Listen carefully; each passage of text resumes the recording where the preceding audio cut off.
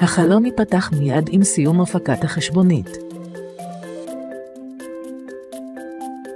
בחלק העליון של המסך נראה את נתוני החשבונית, כגון מספר חשבונית, שם המוטב, כתובת המייל ממנה תישלח החשבונית וכו'.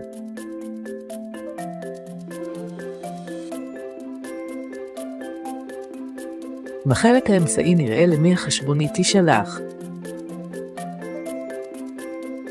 במידה וללקוח אין אנשי קשר עדיין, או שנרצה להוסיף איש קשר חדש לשליחת חשבונית, נלחץ על כפתור אוסף איש קשר, ובחלון שיפתח, נזין את שמו ואת כתובת הדואר האלקטרוני שלו.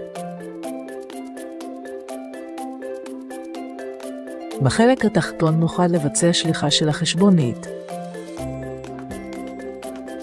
לחיצה על הכפתור, שליחת הטופס החתום רק אליי, תשלח את המייל עם החשבונית רק לכתובת דואר אלקטרוני של השולח. לחיצה על הכפתור, שליחת הטופס לאנשי הקשר, תשלח את המייל עם החשבונית אל אנשי הקשר המסומנים ואל כתובת הדואר האלקטרוני של שולח החשבונית.